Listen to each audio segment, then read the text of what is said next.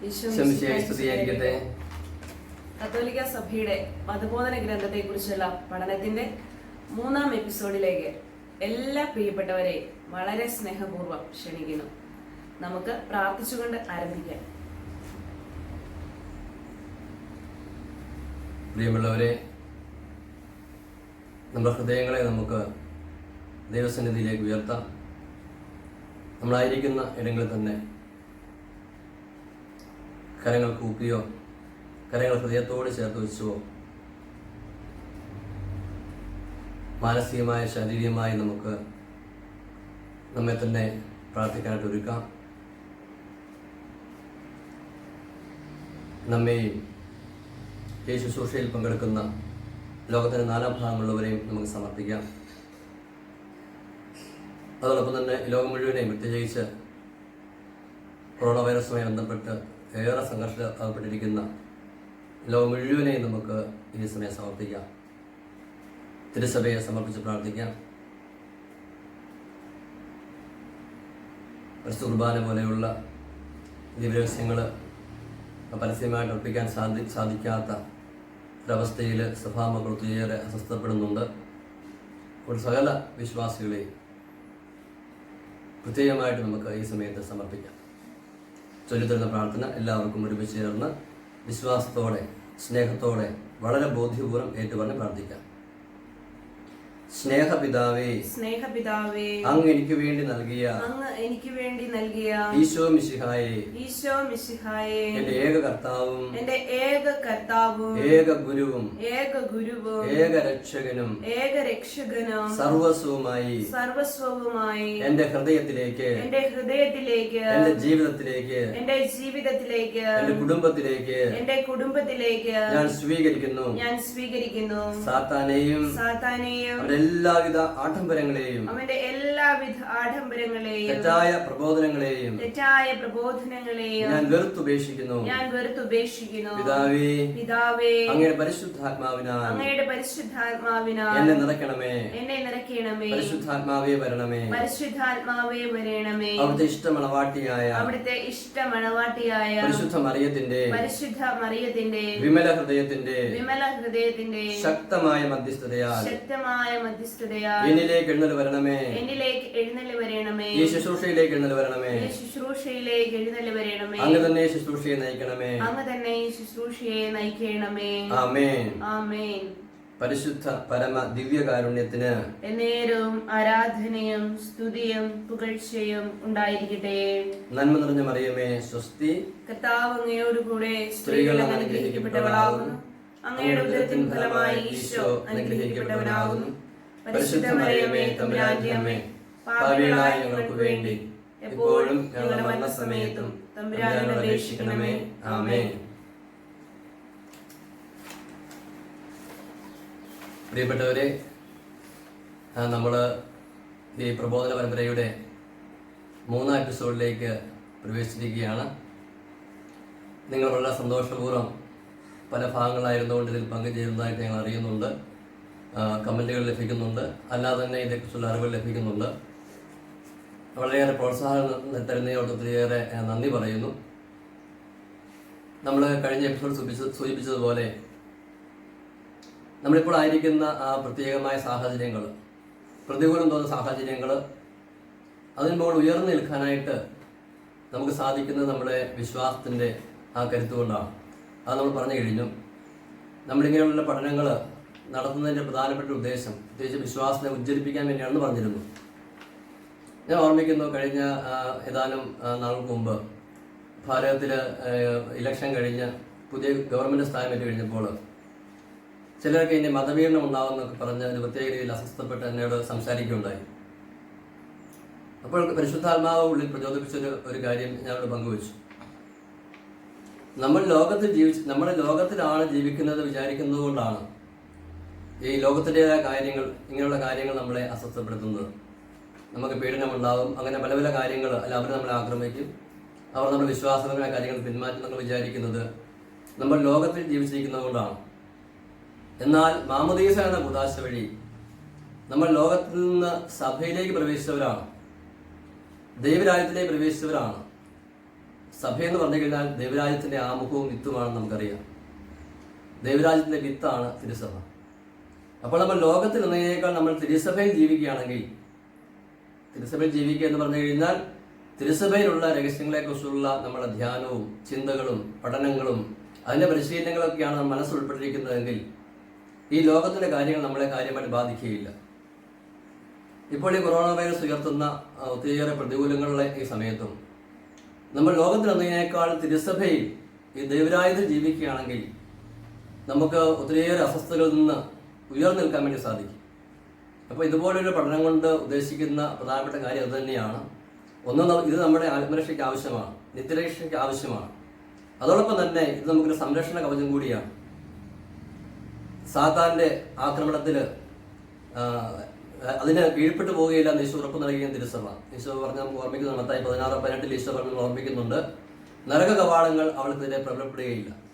അപ്പോൾ സാത്താൻ്റെ ആക്രമണം ഉണ്ടാവുമെങ്കിലും പ്രാബല്യം നേടുകയില്ലാത്ത അതിശക്തമായ ആ സഭ ആകുന്ന കോട്ടയ്ക്കകത്ത് അവർ സംരക്ഷിതരായിരിക്കാനുള്ള ഒരു ഭാഗ്യം, അത് നമുക്ക് കൂടുതൽ അനുഭവമാകാൻ വേണ്ടിയാണ് നമ്മളിങ്ങനെയുള്ള ഒരു പഠനം നമ്മൾ സ്വീകരിച്ചിരിക്കുന്നത്. അതുകൊണ്ട് ഈ രീതിയിൽ കൂടി നിങ്ങൾ ഈ പഠനത്തെ സ്വീകരിക്കണം കൃത്യമായിട്ട് ഈ ആദ്യ സമയത്ത് തന്നെ ഓർമ്മിപ്പിക്കുകയാണ്. നമുക്ക് ഈ 3 എപ്പിസോഡിലേക്ക് നമുക്ക് എൻ്റെ പ്രധാനപ്പെട്ട കാര്യങ്ങളിലേക്ക് പ്രവേശിക്കാം. എന്താണ് നമുക്ക് ആദ്യമായിട്ട് ഇതിനെക്കുറിച്ച് പറഞ്ഞു തുടങ്ങുന്നത്? നമ്മൾ കഴിഞ്ഞ തവണ പറഞ്ഞിരുന്നു, CCC പ്രധാനമായിട്ട് 4 ഭാഗങ്ങളാണുള്ളത്. നമ്മൾ എന്ത് വിശ്വസിക്കുന്നു, എന്ത് ആഘോഷിക്കുന്നു, എന്ത് ജീവിക്കുന്നു, എന്ത് പ്രാർത്ഥിക്കുന്നു. അങ്ങനെ പ്രധാനമായ 4 കാര്യങ്ങളാണ് ഉള്ളതെന്ന് പറഞ്ഞു. അതിലെ ആദ്യത്തെ ഭാഗമായ നമ്മൾ എന്ത് വിശ്വസിക്കുന്നു, ആ എന്ത് വിശ്വസിക്കുന്നു എന്നുള്ളത് തന്നെ 2ആയി തിരിച്ചിട്ടുണ്ട്. അതിൽ തന്നെ ആ ആദ്യത്തെ ഭാഗത്തിൽ, അതായത് എന്ത് വിശ്വസിക്കുന്നു എന്നുള്ളതിന്റെ ആദ്യ ഭാഗത്തിൽ അവിടെ 3 അധ്യായങ്ങളുണ്ട് അതിന്റെ അകത്ത്. അപ്പം അതിലെ ആദ്യ അധ്യായമാണ് നമ്മൾ ഇന്ന് വിവരിക്കാൻ പോകുന്നത്. അതിൽ പ്രധാനമായും പ്രതിപാദിച്ചിരിക്കുന്ന കാര്യം, നമുക്ക് ദൈവത്തെ അന്വേഷിക്കാൻ വേണ്ടി മനുഷ്യന്റെ ഉള്ളിൽ ഒരു സ്വഭാവേനയുള്ള ഒരു ദൈവത്തിന് വേണ്ടിയുള്ള ഒരു ദാഹം, പിന്നെ ദൈവത്തെ നമുക്ക് അന്വേഷിക്കാൻ വേണ്ടിയുള്ള വഴികൾ, ആ നമുക്ക് അന്വേഷിക്കാൻ വേണ്ടിയുള്ള വഴികളിൽ തന്നെ ഇനി ദൈവം പൂർണ്ണവാനായതുകൊണ്ട് നമുക്ക് ആ പൂർണ്ണ ജ്ഞാനത്തിലുള്ള ഒരു ദൈവത്തെ അന്വേഷിക്കാൻ നമുക്ക് എന്താണ് പരിമിതികളുള്ളത്, അങ്ങനെ ഉള്ള കുറച്ച് കാര്യങ്ങളാണ്. അതിനെക്കുറിച്ച് സഭയുടെ, അതായത് ദൈവത്തെ പറ്റിയുള്ള സഭയുടെ വെളിപ്പെടുത്തൽ എന്താണ്, ഇങ്ങനെ കാര്യങ്ങളാണ് ഈ ആദ്യ അധ്യായത്തിൽ പ്രതിപാദിക്കുന്നത്. അപ്പൊ നമുക്ക് അതിലോട്ട് പോകാം. അത് 26ാമത്തെ ഖണ്ഡിക മുതൽ 49ാമത്തെ ഖണ്ഡിക വരെയാണ് അത് പ്രതിപാദിക്കുന്നത്. അപ്പം അതിനെക്കുറിച്ച് ഒന്ന് വിശദീകരിക്കാൻ നോക്കാം. സുവി വളരെ മനോഹരമായിട്ട് തന്നെ നമ്മളിന്ന് പിന്നെ പങ്കുവയ്ക്കാൻ പോകുന്ന കാര്യങ്ങൾ ആമുഖം നൽകി ഈ പറഞ്ഞ കാര്യങ്ങളാണ് നമ്മളിന്ന് ഇവിടെ ചിന്തിക്കുന്നത്. നമുക്ക് ആദ്യമായിട്ട് ഇന്നലെ കഴിഞ്ഞ പ്രാവശ്യം സൂചിപ്പിച്ചതുപോലെ നമ്മൾ ഓരോ ഖണ്ഡികയും എടുത്ത് ഇവിടെ വിവരിക്കുകയോ വ്യാഖ്യാനിക്കുകയല്ല. നമ്മൾക്ക് ഇപ്പോൾ കടന്നു പോകുന്ന സാഹചര്യങ്ങളും നമ്മുടെ അനുദിന ജീവിതവും പ്രത്യേകമായിട്ട് അഭിമുഖീകരിക്കുന്ന അതിന് സഹായിക്കുന്ന ഖണ്ഡികൾ നമ്മൾ എടുക്കുന്നു, അത് നമ്മൾ വ്യാഖ്യാനിക്കുന്നു. നമുക്ക് ആദ്യമായിട്ട് 27ാമത്തെ ഖണ്ഡിക അത് നമുക്ക് ചിന്തിച്ചുകൊണ്ട് മുന്നോട്ട് പോകാം. കാറ്റഗിസം 27 അതിൻ്റെ ആദ്യ ഭാഗം വായിക്കാവുന്നത്. കാറ്റഗിസം 27. ദൈവത്തിനു വേണ്ടിയുള്ള ദാഹം മനുഷ്യ ഹൃദയത്തിൽ രേഖപ്പെടുത്തപ്പെട്ടിരിക്കുന്നു. കാരണം മനുഷ്യൻ ദൈവത്താലും ദൈവത്തിനു വേണ്ടിയും സൃഷ്ടിക്കപ്പെട്ടവനാണ്. ആയിക്കോട്ടെ. വളരെയേറെ നമ്മൾ ധ്യാനിക്കേണ്ട ഇതൊരു ചെറിയൊരു പ്രതിപാദനമായിട്ട് നമുക്ക് തോന്നുമെങ്കിലും ഒത്തിരിയേറെ അർത്ഥം അടങ്ങിയിരിക്കുന്ന ഒരു പ്രബോധനമാണ് നമ്മൾ കേട്ടത്. ഈ പ്രബോധനം കേട്ട സമയത്ത് എൻ്റെ ഉള്ളിലേക്ക് പെട്ടെന്ന് ഓർമ്മ വരുന്നത് സങ്കീർത്തന പുസ്തകം 42-ാം അധ്യായം 1-ാമത്തെ വചനമാണ്. എല്ലാവർക്കും തന്നെ സുപരിചിതമായ വചനമാണത്. നീർച്ചാൽ തേടുന്ന മാൻപേടയെ പോലെ എൻ്റെ ദൈവമേ ഞാൻ അങ്ങയെ തേടുന്നു, എൻ്റെ ഹൃദയം അങ്ങേക്ക് വേണ്ടി ദാഹിക്കുന്നു, ജീവിക്കുന്നവനായ ദൈവത്തിന് വേണ്ടി തന്നെ.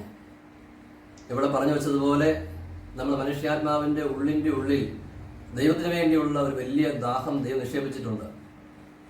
അത് ദൈവത്തിന് വേണ്ടിയുള്ള ദാഹം ദൈവം നിക്ഷേപിച്ചിരിക്കുന്നതായതുകൊണ്ട് ദൈവത്തെ ഒഴിച്ച് മറ്റെന്ത് കിട്ടിയാലും ഈ ദാഹം തീരുകയില്ല. ഇത് വളരെ പ്രധാനപ്പെട്ടതാണ്. ഈ നമുക്കറിയാം, ഇപ്പോൾ പറഞ്ഞ സങ്കീർത്തന പുസ്തകം അത് ദാവീദ് എഴുതിയാണ് നമുക്കറിയാം. ഇത് എഴുതുന്ന സമയത്ത് ദാവീദ് രാജാവായിരുന്നു. ഒത്തിരിയേറെ നമുക്ക് പിന്നെ രാജാക്കന്മാർ പുസ്തകത്തിലേക്ക് പോകുമ്പോൾ ഇസ്രായേൽ ജനം മുഴുവൻ നോക്കിയിട്ടും തോൽപ്പിക്കാൻ സാധിക്കാതിരുന്ന ഗോലിയാത്തിനെ ദാവീദ് മാത്രം തോൽപ്പിക്കുമ്പോൾ അത്രമാത്രം പരിശുദ്ധാത്മാൻ അഭിഷേകമുള്ള വ്യക്തിയായിരുന്നു. ഇത്രമാത്രം പരിശുദ്ധാത്മാൻ അഭിഷേകമുണ്ടായിരുന്നിട്ടും ഒരു രാജാവായിരുന്നിട്ടും ദാവീദ് വീണ്ടും ഉള്ളിൽ ദാഹിക്കുകയാണ്. അതായത് ഈ ലോകത്തിലെ മുഴുവൻ കാര്യം എന്ന് പറഞ്ഞാൽ ലോകത്തിൻ്റെതായ സൗഭാഗ്യങ്ങളെല്ലാം നമുക്ക് ലഭിച്ചാലും പരിശുദ്ധാത്മാവിൻ്റെ ഒത്തിരി കൃപകൾ നമ്മളുണ്ടായിരുന്നു. അതിനെല്ലാം ഉയർന്ന ദൈവം എന്ന വ്യക്തിയെ അതിൻ്റെ പൂർണ്ണതയിൽ അനുഭവിക്കുന്ന ആ ഒരു അവസ്ഥ വരെ നമ്മുടെ ഉള്ളിലെ ആ ദാഹം തീരുകയില്ല എന്നാണ് ഇവിടെ ഇത് പറഞ്ഞു വയ്ക്കുന്നത്. വളരെ പ്രധാനപ്പെട്ട ഒരാശയമാണ്. ഇപ്പം നമുക്കറിയാം, നമുക്ക് കാണാൻ വേണ്ടി കണ്ണുണ്ട്, കേൾക്കാൻ വേണ്ടി ചെവിയുണ്ട്, ശ്വസിക്കാൻ വേണ്ടി മൂക്കുണ്ട് എന്ന് പറഞ്ഞതുപോലെ നമ്മുടെ ഹൃദയം, ഇതെല്ലാം ഓരോ അവയവങ്ങളും ഓരോ ആവശ്യത്തിന് വേണ്ടിയാണ് എന്ന് പറഞ്ഞതുപോലെ നമുക്കൊരു ഹൃദയമുണ്ട്. ആ ഹൃദയം ദൈവത്തെ പ്രാപിക്കാൻ വേണ്ടി മാത്രമാണ്. മറ്റെന്തെല്ലാം നമുക്ക് ഭൂമിയിൽ ലഭിച്ചാലും, എന്തെല്ലാം നമ്മൾ ഈ ഭൂമിയിൽ അന്വേഷിക്കാൻ ശ്രമിച്ചാലും നമുക്ക് ഈ ദൈവത്തെ കണ്ടുമുട്ടും വരെ ഹൃദയത്തിന് യഥാർത്ഥമായ ആനന്ദം ലഭിക്കുകയില്ല. ഈ ഒരു പ്രത്യേകമായ അനുഭവത്തിൽ നിന്നാണ്, വ്യക്തമായിട്ട് അനുഭവിച്ചുകൊണ്ടാണ് ആഗസ്തീനോസ് പുണ്യവാളൻ എനിക്ക് പറഞ്ഞത്, ദൈവമേ, നീ നിനക്ക് വേണ്ടി എന്നെ സൃഷ്ടിച്ചു, നിന്നിൽ വിലയും പ്രാപിക്കും വരെ എൻ്റെ ആത്മാവ് അസ്വസ്ഥമായിരിക്കും. പ്രിയമുള്ളവരെ, ഈ ഒരു വലിയൊരു പ്രബോധനം ഈ കാറ്റഗസിൻ്റെ ആരംഭ ഭാഗത്ത് തന്നെ സഭ നമ്മൾ മുന്നിൽ വെക്കുകയാണ്. നമ്മുടെ മനുഷ്യാത്മാവ്, നമ്മളുടെ ഈ ഭൂമിയിലെ ജീവിതം അത് സന്തുഷ്ടി പ്രാപിക്കാൻ വേണ്ടി പോകുന്നത് ഈ ദൈവത്തെ നമ്മൾ പ്രാപിക്കുമ്പോൾ മാത്രമാണ്. ദൈവത്തെ പ്രാപിക്കാൻ വേണ്ടിയുള്ള ദാഹം ദൈവം നമ്മൾ നൽകിയിട്ടുണ്ട്. നമുക്കറിയാം, നമുക്ക് ദാഹമുണ്ടാകുന്ന സമയത്ത് നമ്മൾ അറിവില്ലായ്മ കൊണ്ട് മലിനജലം കുടിക്കുന്നു, വിഷകരമായ വെള്ളം നമ്മൾ കുടിക്കുന്നു. അതിൻ്റെ ഫലം എന്ന് പറഞ്ഞു കഴിഞ്ഞാൽ ദാഹം നമുക്കുണ്ട്, ദാഹം തീർക്കാൻ വേണ്ടി നമ്മൾ കുടിക്കുന്നതെങ്കിൽ ഫലം എന്താണ്? നമ്മൾ നശിച്ചു പോവുകയാണ് ചെയ്യുന്നത്. എന്ന് പറഞ്ഞതുപോലെ തന്നെ നമ്മുടെ ഉള്ളിൽ ദൈവം നമുക്ക് ദൈവത്തിന് വേണ്ടി ദാഹം വെച്ചിരിക്കുകയാണ്. ദൈവത്തിന് വേണ്ടിയാണ് ഈ ദാഹം എന്നറിയാതെ നമ്മൾ സമ്പത്തിന് വേണ്ടിയും അല്ലെങ്കിൽ മറ്റു പല കാര്യങ്ങൾക്ക് വേണ്ടി അല്ലെങ്കിൽ മറ്റു പല കാര്യങ്ങൾ സമ്പാദിക്കാൻ വേണ്ടിയുള്ള ശ്രമത്തിൽ ഈ ദാഹത്തെ നമ്മൾ മാറ്റിവിടുകയാണ്, തെറ്റിദ്ധരിക്കുകയാണ്. അതിൻ്റെ ഫലം എന്താണ്? ജീവിതത്തിൽ അസമാധാനം മാത്രമാണ്. യഥാർത്ഥമായ സന്തോഷമോ സമാധാനം ലഭിക്കുന്നില്ല. എന്നാൽ ഈ ഒരു തെറ്റിദ്ധാരണകളെല്ലാം മാറ്റിയിട്ട് ദൈവത്തിന് വേണ്ടിയുള്ള ഒരു വലിയ പരവേശത്താൽ, ദാഹത്താൽ നമ്മൾ നിറയണമെന്നാണ് സഭ ആഗ്രഹിക്കുന്നത്. വാസ്തവത്തിൽ ക്രിസ്ത്യ ജീവിതത്തിൽ നമുക്ക് ലളിതമായിട്ട് വ്യാഖ്യാനിക്കാവുന്നത് ദൈവത്തിന് വേണ്ടിയുള്ള നിരന്തരമായ ഒരു പരവേശമാണ്, ദാഹമാണ് ക്രിസ്തീയ ജീവിതം അല്ലെങ്കിൽ ഭൂമിയിലെ ജീവിതം എന്നതാണ്. അത് മനോഹരമായ ആശയം പറഞ്ഞുകൊണ്ടാണ് കാറ്റഗിസം ഇത് തുടങ്ങി വെക്കുന്നത്. നമ്മൾ പ്രത്യേകമായിട്ട് ശ്രദ്ധിക്കണം. അടുത്ത ഒരു നമ്മൾക്ക് ശ്രദ്ധിക്കാവുന്ന കാര്യം, ഇതേ ഭാഗത്ത് തന്നെ കാറ്റഗിസം 27-ാം നമ്പറിൽ തന്നെ തൊട്ട് പുറകെ പറയുന്ന ഒരു പ്രബോധനമാണ്. അതൊന്ന് വായിക്കാമോ? 2-ാം ഭാഗത്ത് 27 തന്നെ. ദൈവത്തോടുള്ള ഐക്യത്തിന് വിളിക്കപ്പെട്ടവനാണ് മനുഷ്യൻ എന്ന വസ്തുതയാണ് മനുഷ്യന്റെ മഹത്വത്തിന് സർവോപരി അടിസ്ഥാനമായി നിലകൊള്ളുന്നത്. ഇതും നമ്മൾ കഴിഞ്ഞ ദിവസം സൂചിപ്പിച്ചതുപോലെ വളരെ എന്ന് പറഞ്ഞാൽ ഓരോ ഈശോയുടെ വചനങ്ങൾ വ്യാഖ്യാനിച്ച് കഴിയുമ്പോൾ അതിൽ നിന്ന് പ്രകാശം പിറക്കുമെന്ന് പറഞ്ഞതുപോലെയാണ് സഭയുടെ പ്രബോധനവും നമ്മൾ ശരിയായ രീതിയിലൊന്ന് വ്യാഖ്യാനിക്കാൻ ശ്രമിച്ചു കഴിയുമ്പോൾ, മനസ്സിലാക്കാൻ ശ്രമിച്ചു കഴിയുമ്പോൾ എന്തുമാത്രം പ്രകാശമാണ് നമ്മുടെ ജീവിതത്തിൽ ലഭിക്കുന്നത്. നമുക്കറിയാം, ദൈവം ആരാണ്? അനേകം കോടി ഗാലക്സികളുള്ള ഈ സൃഷ്ടപ്രപഞ്ചം ദൈവത്തിൻ്റെ ഒരു മണൽത്തരി പോലെയാണ്. അത്രമാത്രം മഹിമയുള്ളവനാണ് ദൈവം. സർവശക്തനും സമ്പന്നനുമാണ് നമ്മുടെ ദൈവം. ഈ ദൈവം തന്നോടുള്ള ഐക്യത്തിന് വേണ്ടി നമ്മെ ക്ഷണിക്കുകയാണ്. അതായത് അനേകം കോടി ഗാലക്സികളുള്ള ഈ സൃഷ്ടപ്രപഞ്ചത്തിൽ ഒരു ചെറുഗ്രഹമായ ഭൂമിയിലിരിക്കുന്ന നമ്മുടെ ഭൂമിയിൽ ഏതോ ഒരു കോണിലിരിക്കുന്ന ഈ പാവപ്പെട്ട നമ്മളെ തൻ്റെ മണവാട്ടിയാകാൻ വേണ്ടി ദൈവം വിളിക്കുകയാണ്. ഓരോ മനുഷ്യാത്മാവിനെയും തൻ്റെ മണവാട്ടിയാകാൻ വേണ്ടി ദൈവം വിളിക്കുകയാണ്. എത്രമാത്രമാണ് അപ്പം ദൈവം അങ്ങനെ വിളിക്കുമ്പോൾ ഒരു മനുഷ്യാത്മാവ് എത്രമാത്രമാണ് ബഹുമാനിക്കപ്പെടുന്നത് ഓർത്ത് നോക്കുക. നമ്മുടെ വില നമുക്ക് ബോധ്യമാണ് അപ്പോഴാണ്. നമ്മളെ ദൈവവുമായിട്ടുള്ള ബന്ധം വേർപെടുത്തി നമ്മളെക്കുറിച്ച് ചിന്തിച്ച് കഴിയുമ്പോൾ നമ്മൾ ഒന്നുമല്ല, വട്ടപൂജ്യമാണ്, ശൂന്യതയാണ്. എന്നാൽ ദൈവം, ഇത്ര വലിയവനായ ദൈവം തന്നോടുള്ള ബന്ധത്തിന് വേണ്ടി നമ്മെ ക്ഷണിച്ചു കഴിയുമ്പോൾ, അങ്ങനെ ക്ഷണിച്ചിട്ടുണ്ടെന്ന് നമ്മൾ അറിഞ്ഞു കഴിയുമ്പോൾ നമുക്ക് നമ്മളത്തോട് തന്നെ ഒരു വലിയ ബഹുമാനം തോന്നുകയാണ്, ആദരവ് തോന്നുകയാണ്, നമ്മുടെ മഹത്വം നമ്മൾ തിരിച്ചറിയുകയാണ്. എന്ന് മാത്രമല്ല, നമ്മുടെ ചുറ്റുപാട് നമുക്ക് സകല മനുഷ്യർക്കും ഇതേ ഒരു വലിപ്പമുണ്ടെന്ന് നമ്മൾ മനസ്സിലാക്കിയെടുക്കുകയാണ്. വാസ്തവത്തിൽ ഇത് നമുക്കറിയാം. ഒരു ഉദാഹരണം പറഞ്ഞു കഴിഞ്ഞാൽ, ഒരു വലിയ കോടീശ്വരനായ മനുഷ്യൻ തൻ്റെ ഭവനത്തിൽ ജോലി ചെയ്യുന്ന, തീർത്തും താഴ്ന്ന ജോലി ചെയ്യുന്ന ഒരു സ്ത്രീയുടെ മകളെ വിവാഹം കഴിക്കാൻ ആഗ്രഹിക്കുന്നു വിചാരിക്കുക. വലിയ കോടീശ്വരനായ മനുഷ്യൻ തൻ്റെ ഭവനത്തിൽ താഴ്ന്ന ജോലി ചെയ്യുന്ന ഒരു സ്ത്രീയുടെ ഒരു മകളെ വിവാഹം കഴിക്കാൻ ആഗ്രഹിക്കുന്നു വിചാരിക്കുക. അങ്ങനെ ആഗ്രഹിക്കുക എന്ന കാര്യം തന്നെ നമ്മളെ സംബന്ധിച്ച് വളരെ അത്ഭുതകരമായ കാര്യമാണ്. ഇതൊരു നല്ല ഉദാഹരണമല്ല, എങ്കിലും നമുക്ക് മനസ്സിലാക്കാൻ വേണ്ടി ഉദാഹരണം പറയുകയാണ്. അങ്ങനെ ദൈവം ഇതാ സർവശക്തനായ സർവസമ്പന്നനായ ദൈവം ഈ ശൂന്യനും അല്ലെങ്കിൽ പൊടിയും ചാരവുമായ നമ്മളെ ദൈവം തൻ്റെ മണവാട്ടിയാകാൻ ക്ഷണിക്കുകയാണ്. ഇപ്പം നമുക്കറിയാം, കോടീശ്വരനായ മനുഷ്യൻ ഇങ്ങനെ ഒരു കുട്ടിയെ വിവാഹം കഴിക്കാൻ ആഗ്രഹിക്കുമ്പോൾ അയാളെന്താ ചെയ്യാറുള്ളത്? അയാൾ തൻ്റെ സമ്പത്ത് കുറച്ചെടുത്ത് ആ പെൺകുട്ടിക്ക് നല്ല വീട് വെക്കാൻ വേണ്ടിയും അങ്ങനെ തന്നോട് തൻ്റെ കൂടെ ജീവിക്കാൻ തക്ക രീതിയിലുള്ള ഒരു സാഹചര്യം അവിടെ ഉണ്ടാക്കി കൊടുക്കാൻ വേണ്ടി ശ്രമിക്കും. അവരുടെ ഫാമിലിയെ അവരെ തൻ്റെ സമ്പത്ത് കൊണ്ട് അവരെ ഉയർത്തി തൻ്റെ സ്റ്റാറ്റസിലേക്ക് കൊണ്ടുവരാൻ വേണ്ടി ശ്രമിക്കും. ഇത് തന്നെയാണ് ദൈവം ചെയ്തത്. യേശുക്രിസ്തുവിന്റെ രക്ഷാകർമ്മം വഴി ആ കൃപാവരം മൂലം ദൈവം നമ്മുടെ ആത്മാക്കളെ പുനരുദ്ധരിച്ച് വിശുദ്ധീകരിച്ച് ദൈവത്തിന്റെ സ്വഭാവത്തിലേക്ക്, ആ ദൈവത്തിന്റെ മഹത്വത്തിലേക്ക് നമ്മളെ വളർത്തിയെടുത്ത് അങ്ങനെ ദൈവത്തോട് നമ്മൾ ഐക്യപ്പെടുത്താൻ ശ്രമിക്കുകയാണ്. ഇപ്പം ഇങ്ങനെയുള്ള വലിയ രഹസ്യങ്ങളാണ് ഈ സുവിശേഷവും കാറ്റഗിസം പറഞ്ഞു വെക്കുന്നത്. പൊടിയും ചാരവുമായ മനുഷ്യനെ യേശുക്രിസ്തുവിന്റെ രക്ഷാകർമ്മം വഴി അവിടുത്തെ കൃപാവരം വഴി വിശുദ്ധീകരിച്ച് ദൈവത്തോട് ഐക്യപ്പെടുത്താൻ വേണ്ടി ദൈവം നടത്തുന്ന ശ്രമങ്ങളാണ് ഈ സഭയിൽ നടന്നുകൊണ്ടിരിക്കുന്നത്. അതേക്കുറിച്ചാണ് കാറ്റഗിസം ഇനി തുടർന്ന് പറഞ്ഞു വയ്ക്കാൻ വേണ്ടി പോകുന്നത്. വാസ്തവത്തിൽ ഈ അറിവ് തന്നെ നമ്മൾ ശരിക്കും സ്വീകരിച്ചു കഴിയുമ്പോൾ നമ്മൾ അഗാധമായ ദൈവത്തോടുള്ള നന്ദി കൊണ്ടും സ്നേഹം കൊണ്ടും നമ്മൾ നിറയുകയാണ്. നമ്മളിൽ തന്നെ ഒരു ആത്മവിശ്വാസം കൊണ്ട് നിറയുകയാണ്. പലവിധ പരിമിതികൾ കൊണ്ട് നമ്മളെ തന്നെ ചെറുതായി കാണുന്നു, അപകർഷതയോടെ കാണുന്നു. അതിൽ നിന്നെല്ലാം ഉയർന്ന് നമുക്ക് ഈ ഭൂമിയിൽ ജീവിക്കാൻ സാധിക്കുന്നത് ഇതുപോലുള്ള സത്യപ്രബോധനങ്ങൾ നമ്മളിലേക്ക് പ്രവേശിച്ചു കഴിയുമ്പോഴാണ്. അപ്പം ഇങ്ങനെയുള്ള ഓരോ പ്രബോധനങ്ങൾ നമ്മൾ പെട്ടെന്ന് വായിച്ചു പോകുമ്പോൾ അതിൻ്റെ അകത്ത് ഇതുപോലെയുള്ള ആഴമേറിയ ജ്ഞാനം ദൈവം മറച്ചു വെച്ചിരിക്കുന്നത് കൂടി നമ്മൾ ശ്രദ്ധിക്കുന്നത് നല്ലതായിരിക്കും. നമ്മളടുത്തത് നമ്മൾ വായിക്കാൻ മനസ്സിലാക്കാൻ ശ്രമിക്കുന്നത് 29-ാമത്തെ കണികയാണ്. 29-ാമത്തെ കണിക, അത് അല്പം വിശുദ്ധമായ അല്ലേ? നമ്മുടെ വായിക്കാമത്. മനുഷ്യന് ദൈവവുമായുള്ള സുദൃഢവും സജീവവുമായ ഈ ബന്ധം വിസ്മരിക്കപ്പെടാം, അവഗണിക്കപ്പെടാം, പ്രകടമായി നിഷേധിക്കപ്പെടുക പോലും ചെയ്യാം. ഈ പ്രവണതകൾക്ക് വിഭിന്നങ്ങളായ കാരണങ്ങൾ ഉണ്ടാകാം. ലോകത്തിലെ തിന്മകൾക്കെതിരെയുള്ള പ്രതിഷേധം, മതപരമായ അജ്ഞതയോ താല്പര്യമില്ലായ്മയോ, ഈ ലോകത്തിന്റെ വ്യഗ്രതകളും സമ്പത്തും, വിശ്വാസികളുടെ ദുർമാതൃക നിമിത്തമുണ്ടാകുന്ന ഉദപ്പ്, മതവിരുദ്ധ ചിന്താഗതികൾ, അവസാനമായി ഭയം നിമിത്തം ദൈവത്തിൽ നിന്ന് ഒളിഞ്ഞിരിക്കാനും ദൈവിക വിളി നിരസിച്ച് ഓടി അകലാനും ഇടവരുത്തുന്ന പാപിയായ മനുഷ്യന്റെ പ്രവണത. കുറച്ചധികം കാര്യങ്ങളുണ്ട്. അത് നമുക്ക് പൊതുവിലൊരു കാര്യം പറഞ്ഞ് നമുക്ക് കടന്നു പോകാം. അത് വ്യാഖ്യാനിക്കാൻ ഉദ്ദേശിച്ചതല്ല. അതായത് ദൈവവുമായിട്ട് ബന്ധപ്പെട്ട് നിൽക്കാൻ വേണ്ടി മനുഷ്യ വലിയ വിളി ലഭിച്ചിട്ടുണ്ട്, അതിനുള്ള കഴിവ് ലഭിച്ചിട്ടുണ്ട്, സാഹചര്യം ലഭിച്ചിട്ടുണ്ട്. എങ്കിലും നമ്മൾ കാണുന്നത് പോലെ ഭൂമിയുള്ള മനുഷ്യര് ബഹുഭൂരിപക്ഷവും അങ്ങനെ ദൈവത്തിനും കൂടെ അല്ല. നമുക്കറിയാം, നമ്മൾ തന്നെ സംഘർഷം അനുഭവിക്കുന്നുണ്ട്.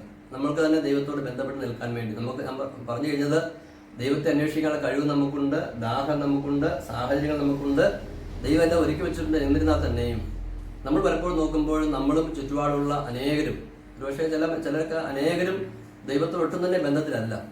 അങ്ങനെ ബന്ധത്തിലാകാതിരിക്കാനുള്ള കാരണം ദൈവം ഇതുപോലെ ക്ഷണിച്ചിട്ടും ദൈവം എല്ലാം നൽകിയിട്ടും മനുഷ്യൻ ദൈവത്തോട് ബന്ധപ്പെട്ട് നിൽക്കാത്തതിന്റെ കാരണം അത് ദൈവത്തിന്റെ ഭാഗത്തു നിന്നല്ല, ഇങ്ങനെയുള്ള ഭൂമിയുമായി ബന്ധപ്പെട്ട് ഇങ്ങനെ ഒത്തിരി പ്രശ്നങ്ങൾ നിലനിൽക്കുന്നതുകൊണ്ടാണെന്ന് സഭ പറഞ്ഞു വെക്കുകയാണ്. അപ്പം നമ്മൾ ദൈവത്തെ പഠിക്കേണ്ട ആവശ്യമില്ല. ദൈവം എല്ലാം ഭൂമിയിൽ ക്രമീകരിച്ചിട്ടുണ്ട്. അപ്പം മനുഷ്യന്റെ ഭാഗത്തു നിന്ന്, പാപത്തിൽ പെട്ടുപോയ മനുഷ്യന്റെ ഭാഗത്തു നിന്നുണ്ടാകുന്ന നിരവധിയായ വീഴ്ചകൾ കൊണ്ടാണ് ഈ ദൈവാനുഭവം മനുഷ്യനെ ശ്രദ്ധിക്കാത്തതെന്ന് ഇവിടെ പറഞ്ഞു വെക്കുകയാണ്. അടുത്ത നമുക്ക് ചിന്തിക്കാവുന്ന ഒരു ഖണ്ഡിക 30-ാമത്തെ ഖണ്ഡിക തന്നെയാണ്. അടുത്ത ഖണ്ഡികയാണ് 30-ാമത്തെ ഖണ്ഡിക. മുപ്പതാമത്തെ ഖണ്ഡികയിൽ പറയുന്നത് നമുക്ക് എന്തൊക്കെ കാര്യങ്ങളാണ് ദൈവത്തെ അന്വേഷിക്കാനായിട്ട് ആവശ്യമായിട്ടുള്ളതെന്നാണ്. ദൈവാന്വേഷണത്തിന് എന്തൊക്കെ വഴികൾ.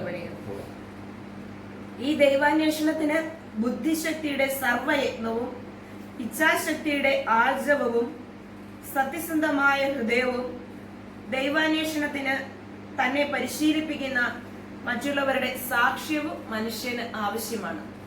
ഇവിടെ ഉദ്ദേശിക്കുന്ന ആശയം നമ്മൾ ആദ്യം പറഞ്ഞു തുടങ്ങുന്ന അല്പം വ്യത്യസ്തമായി പറഞ്ഞു കഴിഞ്ഞാൽ വ്യത്യസ്തമായിട്ട് മനസ്സിലാക്കാൻ നല്ലതെന്ന് തോന്നും.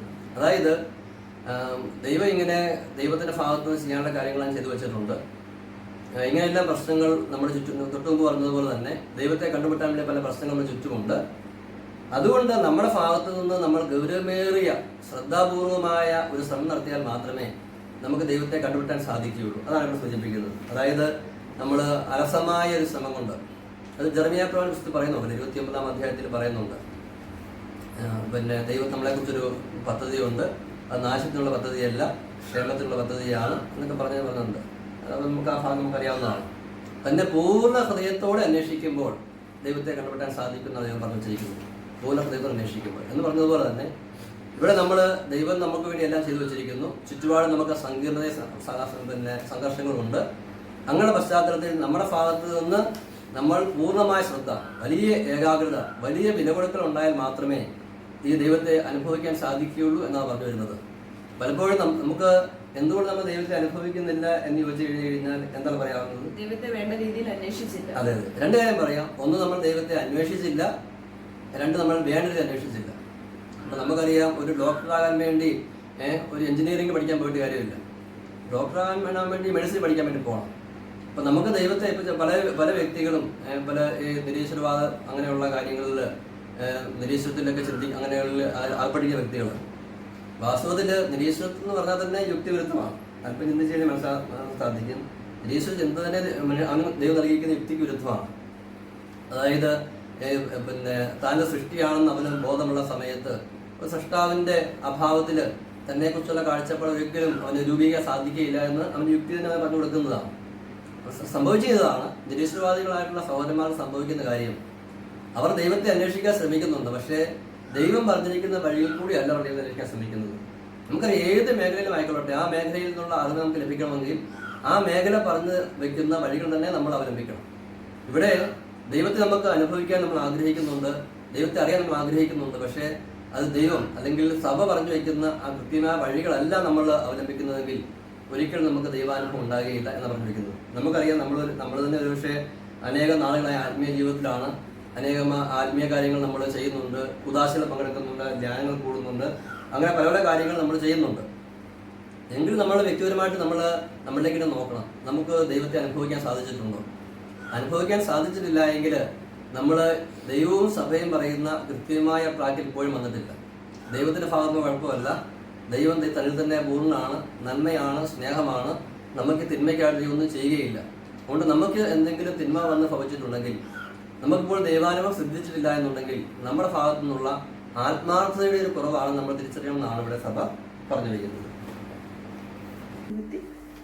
അടുത്ത് നമ്മൾ ചിന്തിക്കുന്നത് കാരിക്സം 32-ാമത്തെ കണ്ണികയാണ്. 32-ാമത്തെ കണ്ണിക അന്ന് വായിക്കുന്നു. 32-ാമത്തെ കണ്ണിക കാരിക്സ് അതിൽ 32 പറയുന്നത് ദൈവത്തെ അറിയുന്നതിനുള്ള വഴികൾ പറയുന്നു എന്നതിന്റെ കൂടെയാണ് അത് പറയുന്നത്. പ്രപഞ്ചത്തിന്റെ ചലനം, കാര്യക്ഷമത, താൽക്കാലികത, ക്രമം, സൗന്ദര്യം എന്നിവയിൽ നിന്ന് മനുഷ്യന് പ്രപഞ്ചത്തിന്റെ ആരംഭവും അന്ത്യവുമായ ദൈവത്തെ അറിയുവാൻ സാധിക്കുന്നു. അതായത് ദൈവത്തെക്കുറിച്ച് അറിയാൻ വേണ്ടി ഭൂമിയിലുള്ള അല്ലെങ്കിൽ ദൈവം നമുക്ക് നൽകിയിരിക്കുന്ന പ്രധാനപ്പെട്ട 2 വഴികൾ അതാണ് ഇവിടെ പറഞ്ഞു വയ്ക്കുന്നത്. ഒന്നാമത് പറഞ്ഞത് സൃഷ്ടപ്രപഞ്ചം. നമ്മൾ പലപ്പോഴും ദൈവത്തെക്കുറിച്ച് അറിയാനുള്ള വഴിയായി മനസ്സിലാക്കിയിരിക്കുന്നത് വിശുദ്ധ ബൈബിൾ മാത്രമാണ്. തീർച്ചയായിട്ടും വിശുദ്ധ ബൈബിൾ ദൈവത്തെക്കുറിച്ച് അറിയാനുള്ള ഏറ്റവും ഉന്നതമായ വഴിയാണ്. എന്നാൽ ദൈവം ആ ഒരു വഴി മാത്രമല്ല നമുക്ക് നൽകിയിരിക്കുന്നത്, അതോടൊപ്പം തന്നെ മറ്റു ചില കാര്യങ്ങൾ കൂടി നമുക്ക് നൽകിയിട്ടുണ്ട്. അതേക്കുറിച്ചാണ് ഇവിടെ കാരിക്സം പഠിപ്പിക്കുന്നത്. അതിൽ പ്രധാനപ്പെട്ട ഒന്നാണ് സൃഷ്ടപ്രപഞ്ചം. വിശുദ്ധ അബ്രഹാം പറയുന്നുണ്ട്, സൃഷ്ടപ്രപഞ്ചവും വിശുദ്ധ ഗ്രന്ഥവും സൃഷ്ടപ്രപഞ്ചവുമാകുന്ന 2 വഴികളാണ് നമുക്ക് ദൈവത്തെക്കുറിച്ച് അറിയാൻ വേണ്ടി ദൈവം ഭൂമി നൽകിയിരിക്കുന്നതെന്ന് പറയുന്നുണ്ട്. നമ്മൾ റോമാലേഖനം 1:19 വായിക്കുകയാണെങ്കിൽ, റോമാലേഖനം 1:19 വായിക്കുമ്പോൾ അവിടെ നമ്മൾ വായിക്കാവുന്നത് റോമാലേഖനം 1:19 അതൊന്നുകൂടെ മനോഹരമായിട്ട് അവിടെ പറഞ്ഞിരിക്കുന്നുണ്ട്. ദൈവത്തെക്കുറിച്ച് അറിയാൻ കഴിയുന്നതെല്ലാം അവർക്കറിയാം. ദൈവത്തിൻ്റെ അദൃശ്യമായ പ്രകൃതി സൃഷ്ടവസ്തുക്കളിലൂടെ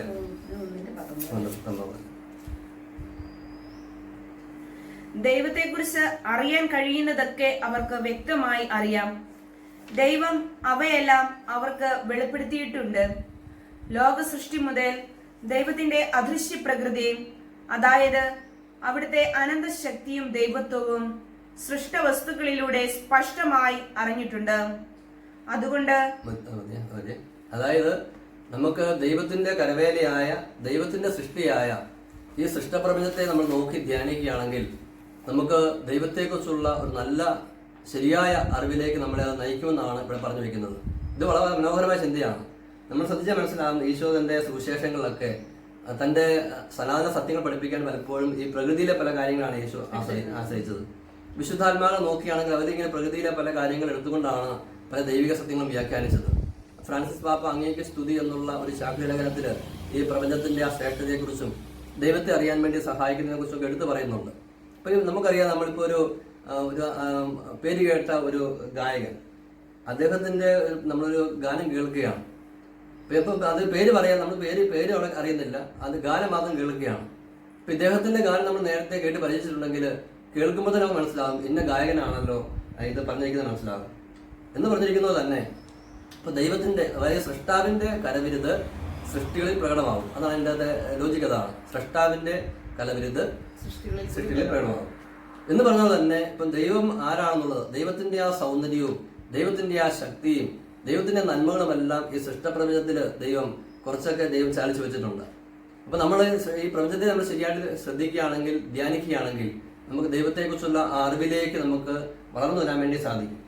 ഉദാഹരണത്തിന് നമ്മൾ നോക്കിക്കഴിഞ്ഞാൽ സൃഷ്ടപ്രപഞ്ചത്തിലെ എല്ലാ കാര്യങ്ങളും തന്നെ, ഓരോ കാര്യങ്ങളും തന്നെ, വൃക്ഷങ്ങളാകട്ടെ, അതായത് പിന്നെന്താണ് വായു, പിന്നെ മൃഗങ്ങൾ, അവയെല്ലാം ശ്രദ്ധിച്ചു കഴിഞ്ഞാൽ എല്ലാം തന്നെ മറ്റുള്ളവയ്ക്ക് വേണ്ടി ജീവിക്കുന്നതായിട്ട് മനസ്സിലാവും. എല്ലാം തന്നെ മറ്റുള്ളവയ്ക്ക് വേണ്ടി ജീവിച്ച് തീർന്നു പോവുകയാണ്.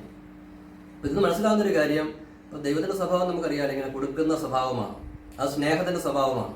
പിന്നെ മറ്റൊന്ന്, ഈ പ്രപഞ്ചത്തിലുള്ള എല്ലാ കാര്യങ്ങളും പരസ്പരം ബന്ധപ്പെട്ട് നിൽക്കുന്ന നമുക്കറിയാം. പ്രപഞ്ചത്തിലുള്ള ഒന്നിനും തന്നിൽ തന്നെ ഒരു പൂർണ്ണതയിൽ നിൽക്കാൻ വേണ്ടി സാധിക്കുകയില്ല. എല്ലാം പരസ്പരം ബന്ധപ്പെട്ടുകൊണ്ടാണ് അതിൻ്റെ ഒരു പൂർണ്ണത അനുഭവിക്കുന്നത്. ഈ പരസ്പരമുള്ള ബന്ധം ദൈവം എന്നൊരു ബന്ധമാണെന്നതിലേക്ക് നമ്മളെ നയിക്കുന്നതാണ്.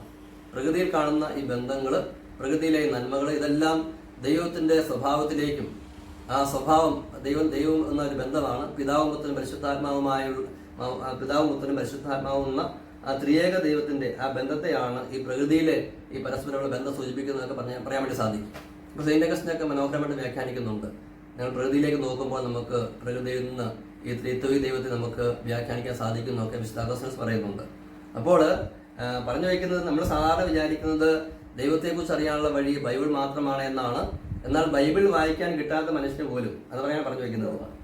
ഇപ്പം മറ്റു മതസ്ഥരായിക്കൊള്ളട്ടെ, ദൈവത്തെക്കുറിച്ച് ഒരിക്കലും കേൾക്കാത്ത മനുഷ്യനായിക്കൊള്ളട്ടെ, അവൻ അല്പം ശ്രദ്ധിച്ചു കഴിഞ്ഞാൽ ഈ സൃഷ്ടപ്രപഞ്ചത്തിൽ തന്നെ സൃഷ്ടാവായ ദൈവം ഉണ്ടെന്ന് മനസ്സിലാക്കിയെടുക്കാൻ സാധിക്കുമെന്നാണ് സഭ പറഞ്ഞു വയ്ക്കുന്നത്.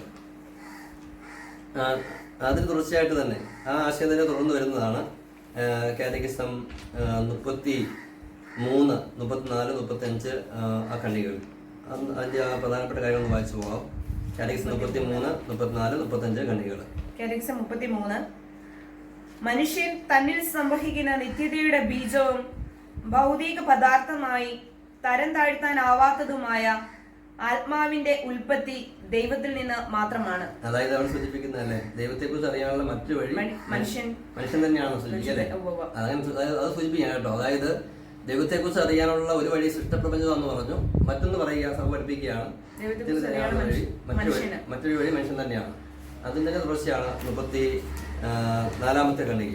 34 വ്യത്യസ്ത മാർഗത്തിലൂടെ സകലത്തിന്റെയും ആദിമ കാരണവും പരമലക്ഷ്യവുമായ ഒരു യാഥാർത്ഥ്യമുണ്ടെന്ന് അറിയാൻ മനുഷ്യന് സാധിക്കുന്നു. അതെ, 35 ഖണ്ഡികയുടെ തുടർച്ചയായിട്ട് വരുന്നുണ്ട്. വ്യക്തിത്വത്തോടു കൂടിയ ഒരു ദൈവത്തിന്റെ അസ്തിത്വത്തെ കുറിച്ച് അറിയുന്നതിന് മനുഷ്യന്റെ കഴിവുകൾ അവനെ സഹായിക്കുന്നു. കണ്ടോ, അതായത് അടുത്ത് പറഞ്ഞു വയ്ക്കുകയാണ്.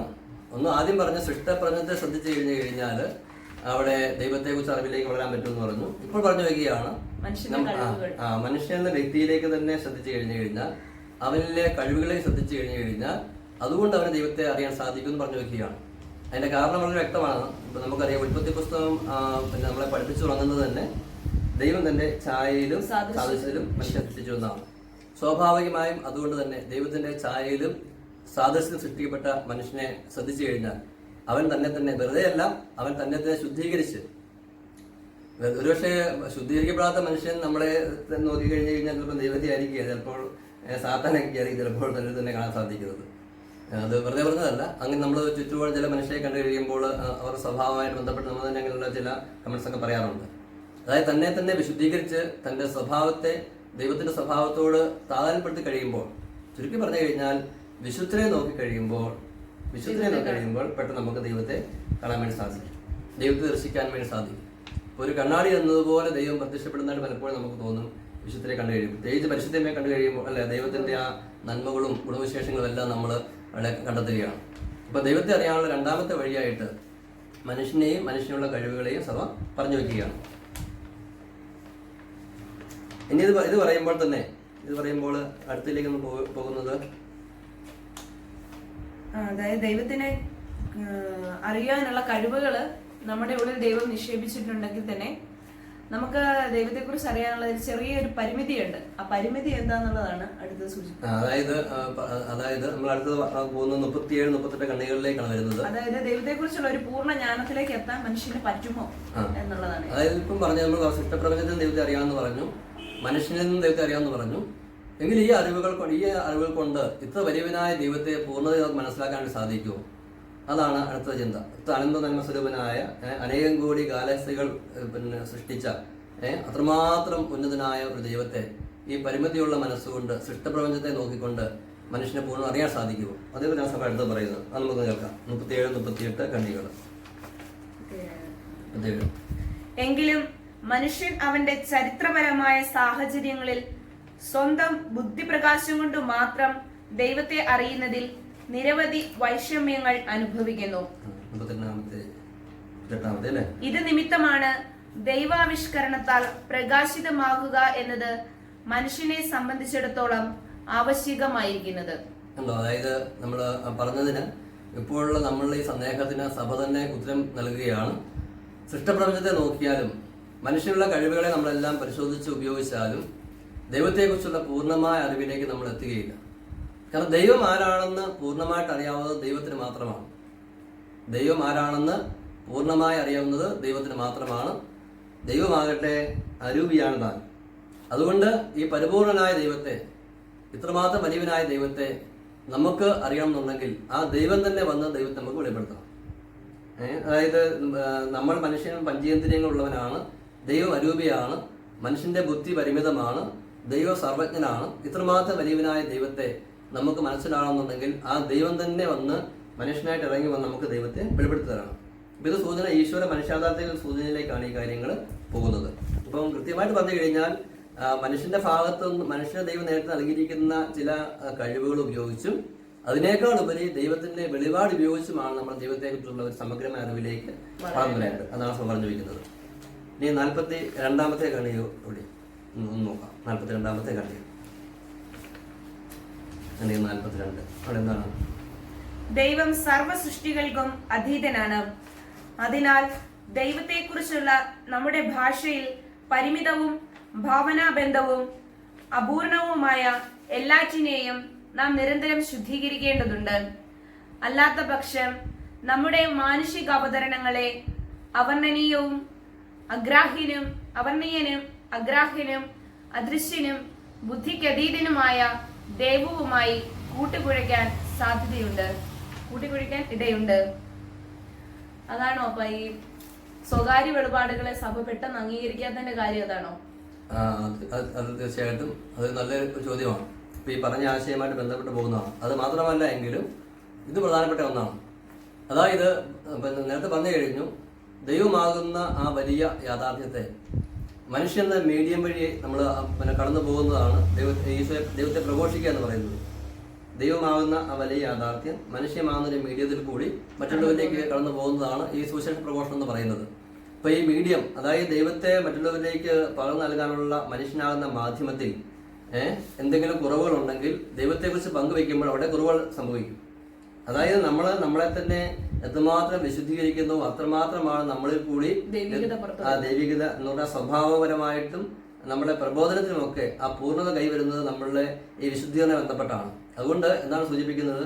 ദൈവത്തെ പങ്കുവയ്ക്കാൻ വേണ്ടി ശ്രമിക്കുന്ന മനുഷ്യൻ, ഒരു വചന പ്രഘോഷകൻ തന്നെ അത്രമാത്രം വിശുദ്ധീകരിച്ചിരിക്കണം എന്നതിന്റെ സൂചനയാണ്. ഇത് വളരെ പ്രധാനപ്പെട്ട ഒരു ആശയമാണ്. അല്ലെങ്കിൽ ഒരു വചന പ്രഘോഷകൻ ദൈവം ആഗ്രഹിക്കുന്ന രീതിയിൽ ദൈവത്തോട് ചേർന്നിരുന്നില്ലെങ്കിൽ, വിശുദ്ധിയിലും ജ്ഞാനത്തിലും ദൈവത്തോട് ചേർന്നിരുന്നിരുന്നുണ്ടെങ്കിൽ അയാൾ അപൂർണവും അപൂർണം നിറഞ്ഞതും ചിലപ്പോഴൊക്കെ തെറ്റ് ഉള്ളതുമായ പ്രബോധനങ്ങൾ അയാൾ പങ്കുവയ്ക്കും. ഇത് വളരെ പ്രധാനപ്പെട്ടതാണ്. ഇപ്പോൾ വചനപ്രഘോഷകൻ വഴി എന്തുമാത്രം പേർക്ക് വഴിതെറ്റാമെന്നതിന്റെ സൂചനയാണ്. അതുകൊണ്ടാണ് യാക്കോബ് പറയുന്നത്, നിങ്ങൾ അധികം പേർ പ്രബോധരാകാൻ തുനിയരുത്. അപ്പൊ അതുമായി ബന്ധപ്പെട്ട് നിൽക്കുന്ന കാര്യമാണ് ഇപ്പോൾ സ്വകാര്യ വെളിപാടുകൾ. അപ്പൊ സ്വകാര്യ വെളിപാട് നൽകാൻ ദൈവത്തിന് സാധിക്കും. അതായത് ദൈവം നേരത്തെ നൽകിയിരിക്കുന്ന പൊതു വെളിപാട് എന്ന് പറഞ്ഞാൽ വിശുദ്ധ ബൈബിളിലെ ആ യാഥാർത്ഥ്യങ്ങൾ അത് കാലാകാലങ്ങളിൽ കൂടുതൽ സഭയ്ക്കും ലോകത്തെ മനസ്സിലാക്കാൻ വേണ്ടി സ്വകാര്യ വെളിപാട് ദൈവം നൽകാറുണ്ട്. അദ്ദേഹത്തിന് സാധിക്കുകയും ചെയ്യും. എന്നാൽ ഈ സ്വകാര്യ വെളിപാട് സ്വീകരിക്കുന്നു എന്ന് പറയുന്ന വ്യക്തി അയാൾ തന്നിൽ തന്നെ ശരിയായ ധാർമ്മികതയോ ദൈവത്തിന്റെ വിശ്വാസമോ ഉള്ള വ്യക്തി അല്ലെങ്കിൽ അതിലേക്ക് വളർന്നു വരുന്ന വ്യക്തി അല്ലെന്നുണ്ടെങ്കിൽ, ശരിയായ രീതിയിൽ സ്വീകരിക്കുന്ന വ്യക്തി അല്ല എന്നുണ്ടെങ്കിൽ ഇയാളിൽ നിന്ന് പുറത്തു വരുന്ന സ്വകാര്യ വെളിപാടിൽ എപ്പോഴും കലർപ്പുണ്ടായിരിക്കും. അപ്പൊ അതുകൊണ്ടാണ് സഭ എപ്പോഴും ഒരു പ്രത്യേകമായ ക്രമം സ്വീകരിക്കുന്നത്. ഒരു സ്വകാര്യ വെളിപാട് ഉണ്ടായെന്ന് പറഞ്ഞാൽ സഭ പെട്ടെന്ന് തന്നെ അംഗീകരിക്കുകയില്ല. ഒരാൾ പറയുകയാണ്, മാതാവ് പറഞ്ഞു. ഈ ദിവസങ്ങളിലൊക്കെ അങ്ങനെയുള്ള ചില കാര്യങ്ങൾ നമ്മൾ കേൾക്കുന്നുണ്ടായി. മാതാവ് പറഞ്ഞു, ഈശോ സംസാരിച്ചു, വിശുദ്ധർ സംസാരിച്ചു എന്നൊക്കെ അത് പറയുകയാണ്. അങ്ങനെ സംസാരിച്ചതാകാം, അല്ലെന്നല്ല പറയുന്നത്. പക്ഷേ സഭയ്ക്ക് അത് മനസ്സിലാക്കി എടുക്കാൻ വേണ്ടി കുറച്ചേറെ ഈ പറഞ്ഞ രീതിയിലുള്ള കാര്യങ്ങൾ ശ്രദ്ധിക്കേണ്ടതായിട്ടുണ്ട്. ഈ വ്യക്തി നയിച്ചുകൊണ്ടിരുന്ന ധാർമ്മികതാ ജീവിതം, അല്ലെങ്കിൽ ഈ വെളിപാടിന് ശേഷം വ്യക്തിയിലുണ്ടായ ധാർമ്മികത വളർച്ച, വിശ്വാസത്തിന്റെ വളർച്ച, ഇത് അനുഭവിക്കുന്നുണ്ടാകുന്ന വിശ്വാസ വർധനവ്, സഭയോടുള്ള സ്നേഹം, ഇതെല്ലാം സഭയ്ക്ക് ശ്രദ്ധിക്കേണ്ടതായിട്ടുണ്ട്. അപ്പൊ ഇതെല്ലാം അതുകൊണ്ട് സ്വകാര്യ വെളിപാടിന്റെ പ്രശ്നമല്ല, ദൈവത്തെ പ്രശ്നമല്ല, വെളിപാടിന്റെ പ്രശ്നമല്ല. ഇത് സ്വീകരിക്കുന്ന വ്യക്തി തന്നിൽ തന്നെ ഒരു ശരിയായൊരു ക്രമത്തെ അല്ല നിൽക്കുന്നുണ്ടെങ്കിൽ ആ കടന്നു പോകുന്ന കാര്യങ്ങളിൽ വലിയ തെറ്റ് സംഭവിക്കാൻ സാധ്യതയുണ്ട്. ഇത്ര മനോഹരമായ കാര്യങ്ങളാണ് അല്ലേ നമ്മൾ മുന്നോട്ട് പോകും തോറും. ഇപ്പൊ 1-2 എപ്പിസോഡ് നമ്മൾ കഴിഞ്ഞ സമയത്ത് ചിന്തിച്ച് കഴിയുമ്പോൾ എത്രയേറെ വലിയ കാര്യങ്ങളാണ് ഇവിടെ സഭ ഇവിടെ പറഞ്ഞു വയ്ക്കുന്നത്. നമുക്ക് അവസാനമായിട്ട് ഇന്ന് ഈ ഒരു എപ്പിസോഡിൽ അവസാനമായിട്ട് നമുക്ക് 45-ാമത്തെ ഒരു കണി കൂടി വായിച്ചുകൊണ്ട് നമുക്ക് അവസാനിപ്പിക്കാം. ഞാൻ പൂർണ്ണമായും നിന്നോട് ഐക്യപ്പെട്ടിരിക്കുമ്പോൾ എനിക്ക് പിന്നെ ഒരിക്കലും ദുഃഖമോ ദുരിതങ്ങളോ ഇല്ല. നിന്നെ കൊണ്ട് ഞാൻ നിറഞ്ഞു കഴിയുമ്പോൾ എന്റെ ജീവിതം പൂർണ്ണമാകും. ഞാൻ വായിച്ചത് സെയിന്റ് അഗസ്റ്റിന്റെ ഒരു കോട്ടാട്ടോ. സെയിന്റ് അഗസ്റ്റിന്റെ ഒരു കോട്ടാണ് ഇതിൽ ഈ 45-ാമത്തെ ഖണ്ഡികയിൽ കൊടുത്തിട്ടുണ്ട്. ആ കോട്ടാണ് ഞാൻ ഇപ്പോൾ വായിച്ചത്. ഒന്നും കൂടെ വായിക്കാവേ. ഞാൻ പൂർണ്ണമായും നിന്നോട് ഐക്യപ്പെട്ടിരിക്കുമ്പോൾ എനിക്ക് പിന്നെ ഒരിക്കലും ദുഃഖമോ ദുരിതങ്ങളോ ഇല്ല. നിന്നെ കൊണ്ട് ഞാൻ നിറഞ്ഞു കഴിയുമ്പോൾ എന്റെ ജീവിതം പൂർണ്ണമാകും. നമ്മളിന്ന് ഈ സമയത്ത് ചിന്തിച്ച കാര്യങ്ങൾക്കെല്ലാം ഒരു കൺക്ലൂഷൻ പോലെ ഉണ്ടല്ലേ. അതായത് ഒന്ന്, നമ്മളിപ്പോൾ ചിന്തിച്ച കാര്യങ്ങൾക്ക്; രണ്ട്, ഇപ്പോൾ നമ്മൾ കടന്നു പോകുന്ന പ്രത്യേക സാഹചര്യങ്ങൾക്ക്. അതായത് നമ്മൾ പറഞ്ഞല്ലോ, ദൈവത്തെ കിട്ടിക്കഴിഞ്ഞാൽ മാത്രമേ നമുക്കൊരു സംതൃപ്തി, പൂർണ്ണമായ സമാധാനം, ആനന്ദം ലഭിക്കുകയുള്ളൂ. നമ്മളത് അത് തുടങ്ങിയ സമയത്ത് പറഞ്ഞു വെച്ച കാര്യമാണ്. അതുകൊണ്ട് ഈ ഒരു എപ്പിസോഡ് അവസാനിക്കാൻ പോകുന്ന സമയത്ത് ദൈവം നമുക്ക് നൽകുന്ന ഒരു വലിയ സന്ദേശമായിട്ട് തന്നെ സ്വീകരിക്കുക. അതായത് ദൈവത്തെ കിട്ടിയാൽ മാത്രമേ നമ്മുടെ ആത്മാവ് ആനന്ദമടയുകയുള്ളൂ. അപ്പോൾ ചുറ്റുപാടുള്ള വ്യക്തികളല്ല, നമ്മുടെ പരിമിതമായ സാഹചര്യങ്ങളല്ല, ഉള്ള സാഹചര്യങ്ങളുടെ നന്മയോ ഇപ്പം ഇല്ലാത്ത കാര്യങ്ങളൊന്നും ഒന്നുമല്ല അടിസ്ഥാനമായിട്ട് നമ്മളുടെ ആനന്ദത്തെ, സമാധാനത്തെ നിർണ്ണയിക്കാൻ പോകുന്നത്. അത് ദൈവം നമ്മുടെ കൂടെ ഉണ്ടോ, നമ്മൾ ദൈവത്തിൻ്റെ കൂടെയാണോ, നമ്മൾ ദൈവാനുഭവത്തിലാണോ എന്നുള്ള കാര്യമാണ്. മറ്റെന്തെല്ലാം പരിമിതികൾ നമുക്കുണ്ടെങ്കിലും, എന്തെല്ലാം സംഘർഷങ്ങളും സഹനങ്ങളും നമുക്കുണ്ടെങ്കിലും, നമ്മൾ ദൈവത്തിന്റെ കൂടെയാണെങ്കിൽ നമുക്ക് ആനന്ദം അനുഭവിക്കാൻ സാധിക്കും. അതിൽ മാത്രമാണ് മനുഷ്യാത്മാവിന്റെ യഥാർത്ഥമായ ആനന്ദം. ഇതാണ് ഇവിടെ സെന്റ് അഗസ്റ്റിൻ കൂടി കാറ്റഗിസം പറഞ്ഞു വയ്ക്കുന്നത്. ഇനി അവസാനമായിട്ട് എന്താ പൊതുവിൽ നമുക്ക് ഇതിന്റെ ഒരു കൺക്ലൂഷൻ നിലയിൽ പറയാനുള്ളത്? ഇപ്പൊ നമ്മളിന്ന് കണ്ട കാര്യം, ദൈവത്തിന് വേണ്ടി, ദൈവത്തെ അന്വേഷിക്കാനായിട്ട് മനുഷ്യന്റെ ഉള്ളിൽ ദൈവം നിക്ഷേപിച്ചിരിക്കുന്ന ഒരു ദാഹം.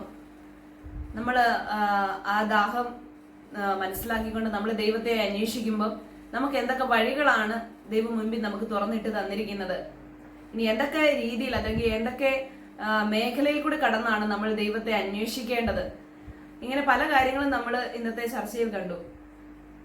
പ്രത്യേകിച്ച് ദൈവത്തെ അറിയാനുള്ള വഴികളെ കുറിച്ച്. അതെ, ദൈവത്തെ അറിയാനുള്ള വഴികളാണ് പ്രധാനമായും നമ്മൾ കണ്ടത്. സൃഷ്ടപ്രപഞ്ചം, മനുഷ്യൻ, പിന്നെ മനുഷ്യന്റെ ബുദ്ധിക്ക് അതീതമായ ചില കാര്യങ്ങളുണ്ട്.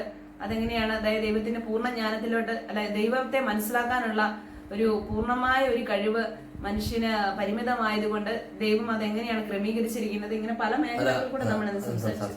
അപ്പം ചുരുക്കി പറഞ്ഞു കഴിഞ്ഞാൽ ഈ സമയം നമ്മളധികം എടുത്തിട്ടില്ല. എനിക്ക് തോന്നുന്നു 3/4 മണിക്കൂർ സമയമൊക്കെ ഉള്ളൂ. നിങ്ങളുടെ മനസ്സിൽ തങ്ങി നിൽക്കാവുന്ന കാര്യങ്ങളൊക്കെ ഇവിടെ പങ്കുവച്ചിട്ടുള്ളൂ. കൂടുതൽ കാര്യങ്ങൾ എന്താ ചെയ്യാനുള്ളത് ഇതുമായി ബന്ധപ്പെട്ട് ഇവർക്ക് നിർദ്ദേശങ്ങളായിട്ട് എന്തെങ്കിലുമൊക്കെ നമുക്ക് സജസ്റ്റ് ചെയ്യാനുണ്ടോ? എന്തെങ്കിലും ഒരു നിർദ്ദേശം എന്നാ ഉള്ളതെന്ന് ചോദിച്ചാൽ, ഇപ്പം നമ്മൾ എടുക്കുന്ന ഒരു ക്ലാസ് ഉണ്ടല്ലോ, ഇപ്പൊ ഇന്ന് എടുത്തത് 26ാമത്തെ ഖണ്ഡിക മുതൽ 45ാമത്തെ ഖണ്ഡിക, 49ാമത്തെ ഖണ്ഡിക വരെയാണ്. അപ്പൊ എല്ലാവരും ഓരോ ദിവസത്തെ CCC, അതായത് ഇപ്പൊ ഇന്ന് കഴിഞ്ഞ ആ ക്ലാസിന്റെ ആ CCC ആ ഖണ്ഡികയെല്ലാം വീട്ടില് ഒന്നിരുന്ന് വായിച്ചാൽ കൊള്ളാമെന്ന് അടുത്ത അടുത്ത എപ്പിസോഡിലേക്ക് വരുന്നതിന് മുമ്പായിട്ട് ഇന്ന് നമ്മൾ പഠിച്ച ആ ഭാഗങ്ങൾ നിങ്ങളൊന്ന് വീട്ടിലിരുന്ന് വായിച്ചാൽ കൊള്ളാം. അതെ വന്ന് വായിക്കുന്നത് നല്ലതായിരിക്കും തോന്നുന്നു. പിന്നെ മറ്റേ നേരത്തെ പറഞ്ഞ കാര്യം മറക്കരുത്. നിങ്ങൾക്കിത് അനുഗ്രഹമാകുന്നുണ്ടെങ്കിൽ തീർച്ചയായും അനുഗ്രഹമാകുന്നുണ്ടെന്ന് ഞങ്ങൾക്കറിയാം. അപ്പം അതുകൊണ്ട് തന്നെ പരമാവധി ആൾക്കാരിലേക്ക് ഇത് പങ്കുവയ്ക്കുക. എല്ലാവരും ഈ സത്യങ്ങൾ അറിയട്ടെ. സഭയുടെ ഇത്രമാത്രം അമൂല്യമായ പ്രബോധനം, അതിൻ്റെ വൈശിഷ്ട്യം, അതുകൊണ്ടാകുന്ന പ്രയോജനങ്ങൾ, ഇതെല്ലാം എല്ലാവരും അറിയട്ടെ. നിങ്ങൾ എല്ലാവരിലേക്കും ഇത് സാധിക്കുന്നത്ര നിങ്ങളുടെ കുടുംബത്തിനുള്ള മറ്റുള്ളവരിലേക്ക്, കൂട്ടുകാരിലേക്ക്, നിങ്ങൾക്കറിയാവുന്നതുപോലെ ഇപ്പോൾ ആൾക്കാർ ഒത്തിരി പേര് എല്ലാവരും തന്നെ വീടുകളിൽ ഇങ്ങനെ ഇരിക്കുകയാണല്ലോ. അപ്പോൾ അവർക്ക് കുറച്ച് സമയം ഇങ്ങനെ മാറ്റിയെടുക്കാൻ വേണ്ടി സാധിക്കും. പരമാവധി ആൾക്കാരിലേക്ക് എത്തിക്കാൻ വേണ്ടി ശ്രദ്ധിക്കുക. പിന്നെ നിങ്ങളുടെ അഭിപ്രായങ്ങള്, നിങ്ങളുടെ അറിവുകളും എല്ലാം പങ്കുവെക്കണം കേട്ടോ, കമന്റിൽ കൂടെ. കമന്റ് ബോക്സിൽ നിങ്ങളത് കൃത്യമായിട്ട് പങ്കുവെക്കാൻ വേണ്ടി കാണുന്ന മറ്റുള്ളവർക്കും അത് ഉപകാരപ്രദമാകുമല്ലോ. എന്തൊക്കെ നമുക്കിപ്പം പുതിയ അറിവുകൾ കാണുമായിരിക്കും, ആ അറിവുകൾ പങ്കുവയ്ക്കുന്ന വളരെ ഉപകാരപ്രദമായിരിക്കും എന്ന് എനിക്ക് തോന്നുന്നു. അതെ അതെ, ചിലരൊക്കെ കമന്റ് ബോക്സിലേക്ക് വരുന്നുണ്ട്. എന്നാൽ കുറച്ച് പേർക്ക് ഇനിയും അങ്ങനെ കൂടുതൽ പേര് കടന്നു വരണമെന്നാണ് ആഗ്രഹിക്കുന്നത്. നിങ്ങളുടെ അഭിപ്രായങ്ങൾ കൂടുതലായിട്ട് അവിടെ നൽകുക. നിങ്ങൾക്കുള്ള സംശയങ്ങളും അതിനകത്ത് ചോദിക്കുക. അതെ അതെ, ഇപ്പൊ ഈ നമ്മളിവിടെ പഠിപ്പിച്ച വിഷയങ്ങളെ കുറിച്ച് നിങ്ങൾക്ക് എന്തെങ്കിലും സംശയം ഉണ്ടായിട്ടുണ്ടെങ്കിൽ അതും പങ്കുവെച്ച് കഴിഞ്ഞാൽ നമുക്ക് അടുത്ത എപ്പിസോഡിൽ ചെയ്യാം. ഇനി നമ്മൾ ഹോംവർക്കിലേക്ക് വരികയാണ്. കഴിഞ്ഞ പ്രാവശ്യത്തെ ഹോംവർക്ക്, കഴിഞ്ഞ എപ്പിസോഡിലെ ഹോംവർക്ക് ഓർമ്മിക്കുന്നുണ്ടാവില്ല. എന്തായിരുന്നു ഹോംവർക്ക്?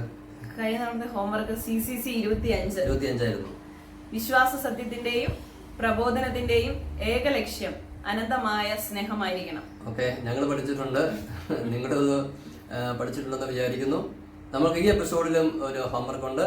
അത് കാറ്റഗിസം 27 CCC 27. CCC 27 ദൈവത്തോടുള്ള ഐക്യത്തിന് വിളിക്കപ്പെട്ടവനാണ് മനുഷ്യൻ എന്ന വസ്തുതയാണ് മനുഷ്യന്റെ മഹത്വത്തിന് സർവോപരി അടിസ്ഥാനമായി നിലകൊള്ളുന്നത്. CCC 27ാമത്തെ ഖണ്ഡികയില് 27ാമത്തെ 2 ഖണ്ഡികയായിട്ടാണ് കൊടുത്തിരിക്കുന്നത്. അതിലെ ആ 2ാമത്തെ ഖണ്ഡികയിലെ ചെറുതായിട്ട് എഴുതിയിരിക്കുന്നതിലെ ആദ്യത്തെ സെന്റൻസ് ഇപ്പൊ വായിച്ചത് കേട്ടോ. ദൈവത്തോടുള്ള ഐക്യത്തിന് വിളിക്കപ്പെട്ടവനാണ് മനുഷ്യൻ എന്ന വസ്തുതയാണ് മനുഷ്യന്റെ മഹത്വത്തിന് സർവോപരി അടിസ്ഥാനമായി നിലകൊള്ളുന്നത്. ഓക്കെ, അപ്പോൾ നമുക്ക് അടുത്ത എപ്പിസോഡ് വരെയുള്ള സമയത്ത് ഈ ഒരു പ്രബോധനം ഹൃദയസ്ഥമാക്കാൻ വേണ്ടി ശ്രദ്ധിക്കാം. നമുക്ക് ഒന്ന് പ്രാർത്ഥിച്ചുകൊണ്ട് നമുക്ക് കേട്ട കാര്യങ്ങളെല്ലാം ദൈവത്തിന് സമർപ്പിച്ച് ഇതെല്ലാം ജീവിക്കാൻ വേണ്ടിയും ഇതെല്ലാം കൂടുതൽ മനസ്സിലാക്കിയെടുക്കാൻ വേണ്ടി പ്രത്യേകമായ ഒരു അഭിഷേകം ദൈവം നമുക്ക് തരാൻ വേണ്ടി ആഗ്രഹിച്ച് ഒന്ന് പ്രാർത്ഥിച്ചുകൊണ്ട് അവസാനിപ്പിക്കാം. പ്രത്യേകിച്ച് പരിശുദ്ധ അമ്മയുടെ വിമല ഹൃദയത്തിന് നമ്മളെ തന്നെ സമർപ്പിക്കാം. ശുശ്രൂഷ ചെയ്യുന്നവരെയും സ്വീകരിക്കാനിരിക്കുന്ന എല്ലാവരെയും മുമ്പ് സൂചിപ്പിച്ചതുപോലെ ഒത്തിരി അസ്വസ്ഥകളായിരിക്കുന്ന ലോകം മുഴുവനെയും നമുക്ക് സമർപ്പിക്കാം. വളരെ പ്രത്യേകമായിട്ട് ഈ ക്ലാസ് ഇത് കേട്ടപ്പോൾ എന്തെങ്കിലും സംശയം ഉണ്ടായിട്ടുണ്ടെങ്കിൽ, അവ്യക്തതകളുണ്ടെങ്കിൽ അതെല്ലാം മാറിപ്പോയി അത് ശരിയായ രീതിയിൽ സഭ ആഗ്രഹിക്കുന്നത് പോലെ ഈ കാര്യങ്ങൾ മനസ്സിലാക്കി എടുക്കാൻ വേണ്ടിയുള്ള ഒരു പ്രത്യേക കൃപ നമുക്ക് ലഭിക്കാൻ വേണ്ടി പരിശുദ്ധ മധ്യസ്ഥം വഹിച്ച് പ്രാർത്ഥിക്കാം. ഒരുമിച്ച് ചേർന്ന് പ്രാർത്ഥിക്കുന്നു. നന്മ നിറഞ്ഞ മറിയമേ സ്വസ്തി, കർത്താവിനോടുകൂടെ സ്ത്രീകളിൽ അനുഗ്രഹിക്കപ്പെട്ടവളാകുന്നു, അങ്ങയുടെ ഉദരത്തിൻ ഫലമായി ഈശോ അനുഗ്രഹിക്കപ്പെട്ടവനാകുന്നു. പരിശുദ്ധ മറിയമേ തമ്പുരാന്റെ അമ്മേ, പാപികളായ ഞങ്ങൾക്ക് വേണ്ടി എപ്പോഴും ഞങ്ങളുടെ മരണസമയത്തും തമ്പുരാനോട് അപേക്ഷിക്കണമേ. ആമേൻ. അപ്പോൾ അടുത്ത എപ്പിസോഡ് നമുക്ക് കണ്ടുമുട്ടാം. ഈശോ നമ്മളെ എല്ലാവരെയും സ്നേഹത്തിലും വിശുദ്ധിയിലും കാത്തു സൂക്ഷിക്കട്ടെ. ആമേൻ. ഈശോ സ്തുതിയായിരിക്കട്ടെ.